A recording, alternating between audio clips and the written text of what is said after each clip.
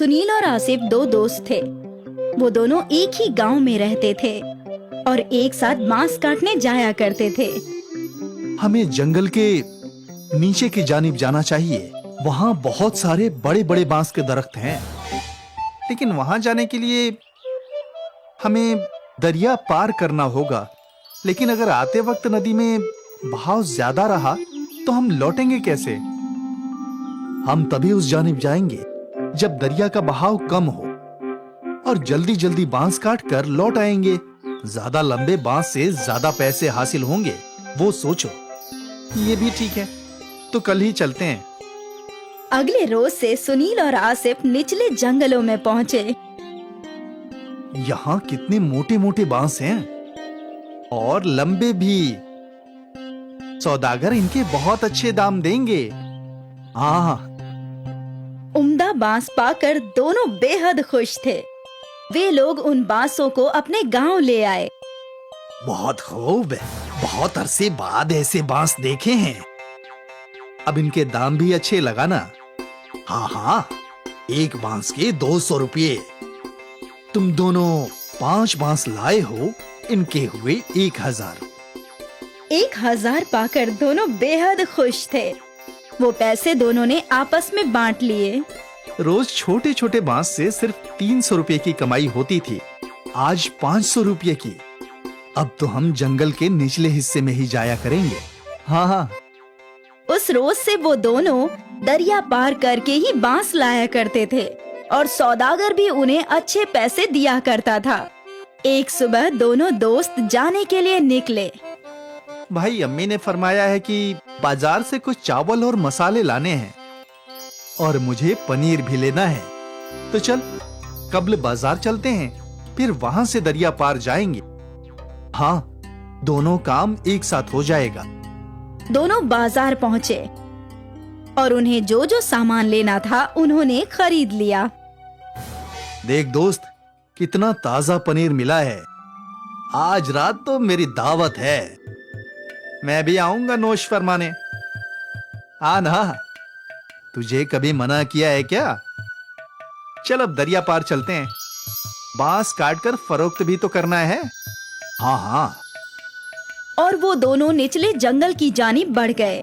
हमेशा की तरह उन दोनों ने दरिया पार किया और फिर जंगल में पहुंच गए और बांस काटने लगे। लेकिन यकायक बारिश शुरू हो गई। हमें घर लौटना चाहिए, दरिया में पानी बढ़ने लगेगा। हाँ, बस ये आखिरी बांस काट लेते हैं। हाँ। बारिश और तेज हो गई। कुछ ही देर में उनका बांस कट गया और वो लोग बांसों को इकट्ठा करके दरिया की जानिब बढ़ने लगे। लेकिन दरिया में तूफान था। दरिया में पानी बहुत ज्यादा है दोस्त। इतने उफान में दरिया पार करना वाजिब नहीं होगा। हाँ, हम कुछ देर जंगल में इंतजार करते हैं। हाँ, उस जानिब जो गुफा है वहीं इंतजार कर लेते हैं। दोनों गुफा की जानिब गए। गुफा में कब्ल ही कुछ सूखी लकड़ियां थी। इनको जला देता हूँ, थोड़ी गर्मी रहेगी। आसिफ ने जो सामान खरीदा था उसमें माचिस भी था। आसिफ ने उन सूखी लकड़ियों को आग लगा दी और दोनों दोस्त आग सेंकने लगे। बहुत भूख लगी है यार, मुझे भी। सुन, हम कुछ बना लेते हैं। वैसे भी थोड़ा बहुत राशन तो है ही हमारे पास, लेकिन हम बनाएंगे कैसे? हमारे पास बर्तन तो है नहीं। तभी आसिफ का तवज्जो बांस की जानिब गया। हमारे पास बांस तो है, बांस के अंदर खाना पका सकते हैं। कैसे? तुमने बांस बिरयानी नहीं सुनी? नहीं, बांस में बिरयानी भी बनती है, लेकिन हमारे पास गोश्त कहाँ है? गोश्त नहीं है तो क्या हुआ, हमारे पास पनीर तो है। पनीर बिरयानी बना लेते हैं। लेकिन कैसे? तू देखता जा। आसिफ ने 2 बांस के टुकड़े काटे और उसके पास जो चावल थे वो धो दिए। बांस में चावल, मसाले, पानी, नमक और पनीर डाल दिया। फिर बांस के एक जानिब दरख्त के पत्तों को भरकर बांस को बंद कर दिया और फिर उन सबको अच्छे से हिलाकर जलती हुई आग में रख दिया। अब बस 20 मिनट में हमारी बांस बिरयानी तैयार हो जाएगी। देखते हैं। बांस आग में अच्छे से सिकने लगा और जब बांस पूरी तरह से जल गया तो बहुत ही मीठी मीठी खुशबू गुफा में फैल गई। मालूम होता है बिरयानी तैयार हो गई है दोस्त। आसिफ ने वो बांस बाहर निकाला और 2 केले के पत्ते लगा दिए और जैसे ही बांस थोड़े ठंडे हुए तो बिरयानी केले के पत्तों पर निकाल ली। दिखने में तो बहुत खूब लग रहा है। अब जैसी भी हो, भूख लगी है, खाते हैं। चल। दोनों ने बिरयानी चखी और दोनों मुतमईन हो गए और फिर दोनों बड़े मजे से बांस बिरयानी खाने लगे। भाई, तू तो ऐसी लाजवाब बांस बिरयानी बनाता है ना कि क्या बताऊं। शुक्रिया। तुझे तो ये बिरयानी फरोख्त करनी चाहिए दोस्त। कहाँ मेहनत मजदूरी कर रहा है। इस बिरयानी को मशहूर होने में वक्त नहीं लगेगा। वाकई। हाँ, तू कहे तो साथ में ढाबा खोलते हैं। हाँ हाँ, क्यों नहीं। जब बारिश रुकी, दरिया का पानी कम हुआ तो दोनों दोस्त सारे बांस लेकर अपने गांव आ गए। लेकिन आज उन्होंने बांस फरोख्त नहीं किए। अगले रोज आसिफ और सुनील ने गांव के चौराहे पर अपनी दुकान लगाई। गांव वाले हैरत में थे कि आखिर ये लोग बांस में क्या फरोख्त कर रहे हैं। अरे बेटा, ये क्या है? ये बांस बिरयानी है चाचा, पनीर की। बांस बिरयानी? जरा हमें भी खिलाओ। गांव के लोगों ने पहली मर्तबा बांस बिरयानी चखी। अरे वाह, क्या खूब जायका है आसिफ भाई। ऐसी बिरयानी जिंदगी में नहीं खाई। मजा आ गया। आसिफ और सुनील की बांस बिरयानी गांव में मशहूर हो गई। खरीदार कतार में खड़े रहकर बांस बिरयानी खाने लगे। आसिफ और सुनील की आमदनी में कई गुना इजाफा हो गया। और फिर क्या था, सुनील और आसिफ ने मजदूरी छोड़कर बांस बिरयानी फरोख्त करना शुरू कर दिया। वो लोग दिन दोगुनी और रात चौगुनी तरक्की करने लगे। दूर दूर से लोग बांस बिरयानी खाने के लिए आने लगे और देखते ही देखते उनका गांव में बहुत बड़ा रेस्टोरेंट बन गया और दोनों अमीर बन गए। सोचा नहीं था कि कभी ये सब भी होगा। मैंने भी बिल्कुल नहीं सोचा था दोस्त। उस रोज वो बारिश हमारी किस्मत बदलने के लिए आई थी। हाँ, ना उस रोज बारिश आती और ना हम फंसते और ना ही हम कभी बांस बिरयानी बनाते। दोस्त, ये सब कब्ल ही लिखा हुआ था। ऊपर वाला कब्ल ही सबकी किस्मत लिख देता है। हम तो बस मोहरे हैं जो उसकी राह पर चलते हैं। बिल्कुल। बांस बिरयानी ने आसिफ और सुनील की किस्मत बदल दी और उन दोनों को जिंदगी का बहुत बड़ा सबक मिला। परेशानियों से ही नए रास्ते हासिल होते हैं और ना जाने कब किस्मत कौन सा मोड़ ले ले। एक गांव में दिशा नाम की एक लड़की अपने बूढ़े अम्मी अब्बू के साथ रहा करती थी। दिशा के अम्मी अब्बू वेज पुलाव का ठेला लगाकर बेचा करते थे। दिशा एक 20 साल की लड़की थी जो दिन भर किताबों में डूबी रहती थी। एक दिन उसकी अम्मी अनीता दीक्षा से बोली, तुम दिन भर किताबों में ही डूबी रहती हो, थोड़ा बहुत अपनी अम्मी के कामों में भी हाथ बटा लिया करो। निकाह के बाद ये तुम्हारे काम आएगा। ये आप कैसी बातें कर रही हैं अम्मी? घर का सारा कामकाज तो मुझे करना आता है। मैंने आपसे खाना बनाना भी सीखा है। अब्बू तो मेरे हाथ के बने हुए दावत की बेहद तारीफ करते हैं। वो तो मैं अच्छी तरह से जानती हूँ, लेकिन दिन भर किताबों में डूबे रहने से क्या हासिल हो जाएगा? भला आज तक किसी लड़की को पढ़ लिख कर कुछ मिला है क्या? अंत में तो उसे निकाह के बाद चूल्हा चौका ही संभालना पड़ता है। ऐसा नहीं है अम्मी, अगर मैं दिन भर किताबों में डूबी रहती हूँ तो उसकी भी एक वजह है। किताबें हमें बहुत कुछ सिखाती हैं। मैं इस जिंदगी में कुछ नया करना चाहती हूँ। दीक्षा की बात पर अनीता दिशा से कुछ बोलने ही वाली थी कि तभी वहाँ दिशा के अब्बू आ गए। अरे मेरी बेटी दीक्षा बिल्कुल सही बोल रही है। अनीता, उसे पढ़ने दो। मैं तो बस यही कहना चाह रही थी जी कि हमें दीक्षा को पढ़ा लिखा कर नौकरी थोड़ी न करवानी है। अंत में उसका निकाह ही तो करना है। ऐसा नहीं सोचते अनीता। अगर दीक्षा बिटिया शिक्षित हो जाएगी तो सोचो अपनी शिक्षा से उसे कितना फायदा पहुंचेगा। वो अपने पति के ऊपर बोझ नहीं होगी। और वैसे भी आजकल के दौर में लड़कियां पुरुषों से पीछे है क्या? वो पुरुषों के साथ कदम से कदम मिलाकर चल रही हैं। अब्बूजान, मेरे मदरसे में 2 दिन के लिए जंगल में एक टूर जा रहा है, क्या मैं जा सकती हूँ? लेकिन मौलाना ने 500 रुपए मांगे हैं। बेटी, मैं तुम्हें कभी मना नहीं करता, लेकिन तुम तो जानती हो आजकल धंधा कितना मंदा हो गया है। मैं तुम्हारे स्कूल की फीस भी कितनी मुश्किलों से जमा करता हूँ। टूर पर जाने के लिए स्कूल वालों ने कुछ अतिरिक्त रुपए तुमसे मांगे हैं, जो इस समय मेरे पास नहीं है बेटा। रमन की बात सुनकर दीक्षा का चेहरा उतर गया। अपनी बेटी का चेहरा देखकर रमन भावुक होकर बोला, लेकिन तुम फिक्र मत करो, कल मैं किसी न किसी से पैसे उधार मांगकर तुम्हें दे दूंगा। अब्बू की बात सुनकर दीक्षा बेहद खुश हो गई। ये क्या जी, अब आप दीक्षा के लिए पैसे भी उधार लेंगे? कोई बात नहीं, बेटिया पढ़ लिख जाएगी तो हो सकता है वो आगे चलकर हम दोनों का ही सहारा बने। लेकिन हमें परसों मकान मालिक का किराया भी देना है। अगले दिन दिशा के अब्बू फिर से ठेला लेकर बस स्टैंड के पास चले गए, मगर वो यही सोचते रहे कि आखिर वो कैसे और किससे उधार मांगे। तभी उसे दूर से गांव का मुखिया आता हुआ नजर आया, जो उसी के करीब आ रहा था। नमस्ते नमस्ते मुखिया जी। अरे अरे नमस्ते नमस्ते रमन, नमस्ते। और सुनाओ, कैसे हो? धंधा कैसे चल रहा है तुम्हारा? धंधा अभी बहुत हल्का चल रहा है मुखिया जी। पहले पुलाव शाम तक बिक जाता था, लेकिन अब तो कभी कभी भगोने में पुलाव ऐसा का ऐसा ही रखा रहता है। अरे अरे रमन, आजकल चाइनीज फूड का दौर है। भारत में तरह तरह के लजीज खाना बन रहे हैं। ऐसे में तुम्हारा देसी पुलाव कौन खाना पसंद करेगा? गांव का नक्शा अब पहले जैसा नहीं रहा।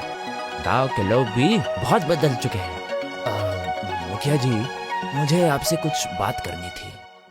हाँ हाँ बोलो, अब क्या बात करनी थी? मुझे आपसे कुछ पैसे उधार चाहिए थे। कितने पैसे चाहिए थे? जी मुझे 2000 रुपए की जरूरत थी। वो क्या है कि कल मुझे 1500 रुपए मकान का किराया देना है और 500 रुपए बेटिया के स्कूल में जमा करने हैं। अरे तो दीक्षा बेटिया की स्कूल की फीस जमा नहीं हुई क्या? जी वो तो मैंने कब की जमा कर दी मुखिया जी। क्या है कि स्कूल की तरफ से बिटिया का टूर जा रहा है जंगल, तो बिटिया का बड़ा मन है उस टूर में जाने का, और स्कूल वाले 500 रुपया मांग रहे हैं। अरे तुम्हें क्या हो गया है रमन? तुम्हारा धंधा वैसे ही मंदा चल रहा है और ऊपर से तुम्हें मकान का किराया भी देना है। ऐसे में बिटिया को टूर पर भेजना जरूरी है क्या? बिटिया को पेड़ और पौधों से बहुत प्रेम है मुखिया जी, और वो दिन भर इसी के बारे में किताबों में पढ़ती रहती है। अगर आज शाम को मैं उसे पैसे नहीं दे पाया तो बिटिया का दिल टूट जाएगा मुखिया जी। मुखिया दीक्षा के अब्बू की बातों को सुनकर उन्हें बेहद गौर से देखने लगा। तभी मुखिया का साथी अभिमन्यु वहां जा पहुंचा। अभिमन्यु एक बेहद गंदे बर्ताव का इंसान था, जो मुखिया के हमेशा कान भरता रहता था। वो उन दोनों की बातें काफी देर से सुन रहा था। अभिमन्यु ने मुखिया के कान में बोला, अरे सोचते क्या हो मुखिया जी, 1000 रुपए की बात है, दे दीजिए। वैसे भी रमन का ठेला कम से कम 10,000 रुपयों का होगा। इस वक्त रमन का धंधा अच्छा नहीं चल रहा है, वो आपके पैसे नहीं चुका पाएगा। उसके बदले आप उसका ठेला रख लेना, पूरे 8,000 रुपए का फायदा होगा। अभिमन्यु की बात मुखिया के दिमाग में बैठ गई। अरे ये पैसे कब तक दोगे मुझे? मुखिया जी मुझे बस 2 महीने का समय दे दीजिए। इससे पहले मैंने आपसे ना जाने कितने बार पैसे उधार लिए, लेकिन हमेशा चुका दिए हैं। अरे उस वक्त की बात अलग थी रमन, लेकिन इस वक्त की बात अलग है। मैं कुछ समझा नहीं मुखिया जी। अरे देखो रमन, आजकल सभी का धंधा मंदा चल रहा है, मेरा भी व्यापार थोड़ा सा मंदा ही चल रहा है, तो इसीलिए मुझे पैसे जल्दी चाहिए। और दूसरी बात, मुझे गिरवी रखने के लिए भी कोई सामान चाहिए। मुखिया की बात सुनकर दीक्षा के अब्बू बेहद बुरी तरह से चौंक पड़े। दीक्षा के अब्बू जानते थे कि मुखिया अंदर से अच्छे स्वभाव का इंसान था। दीक्षा के अब्बू समझ गए कि मुखिया के कान किसी और ने नहीं, बल्कि कुछ देर पहले अभिमन्यु ने ही भरे थे। मगर दीक्षा के अब्बू मजबूर थे, क्योंकि मुखिया के अलावा गाँव में कोई भी 2000 रुपए उसे उधार नहीं दे सकता था। मेरे पास क्या है मुखिया जी, गिरवी रखने के लिए सिर्फ एक किराए का मकान है। और क्या आपको मेरी जबान पर भरोसा नहीं है? अरे भरोसे के जमाने चले गए रमन। हमारा ये ठेला किस दिन काम आएगा? अगर तुम मुझे महीने के अंदर अंदर पैसे नहीं दे पाए तो मैं ये तुम्हारा ठेला जब्त कर लूंगा, और तुम्हें इस बात का कोई बुरा नहीं मानना चाहिए। दीक्षा के अब्बू सोचते हुए बोले, ठीक है मुखिया जी, जैसी आपकी मर्जी। मुखिया मुस्कुराता हुआ वहाँ से चला गया। शाम को दीक्षा के अब्बू ने 500 रुपए दीक्षा को दे दिए। दीक्षा बेहद खुश होकर वहाँ से चली गई। दीक्षा के अब्बू ने सारा मसला दीक्षा की अम्मी को कह सुनाया। ये क्या किया आपने? आप बेहद अच्छी तरह से जानते हैं कि अभिमन्यु एक नंबर का बेईमान आदमी है। मुखिया जी एक अच्छे स्वभाव के और नेक दिल इंसान है। जरूर अभिमन्यु की तुम्हारे ठेले पर नियत खराब हो गई होगी। आखिर मुखिया जी आपका ठेला लेकर क्या करेंगे? वो जरूर आपके ठेले को अभिमन्यु को दे देंगे। जब आपके पास ठेला ही नहीं रहेगा तो आप क्या करेंगे? तब तक कोई ना कोई हल निकल आ जाएगा। वैसे भी हमें कल मकान मालिक का किराया चुकाना तो है ही। 1500 रुपए तो वैसे भी मुझे मुखिया जी से मांगने पड़ते हैं। अगले दिन दीक्षा जंगल के टूर पर चली गई। दीक्षा जंगल के घने दरख्तों को बेहद गौर से देख रही थी। तभी उसकी नजर एक बूढ़ी औरत पर पड़ी। उसने देखा कि वो बूढ़ी औरत केले के पत्तों में कुछ पका रही थी। केलों के पत्तों में से बेहद अच्छी खुशबू आ रही थी। दीक्षा अपने आप को रोक नहीं पाई और उस बूढ़ी औरत के पास चली गई। ये क्या है आंटी? ये केलों के पत्तों की बनी हुई बिरयानी है बेटी। ये कैसे मुमकिन हो सकता है? बिल्कुल मुमकिन हो सकता है बेटी। मैं इसकी रेसिपी को अच्छे से जानती हूँ। दीक्षा उस बूढ़ी औरत के चेहरे को गौर से देखने लगी।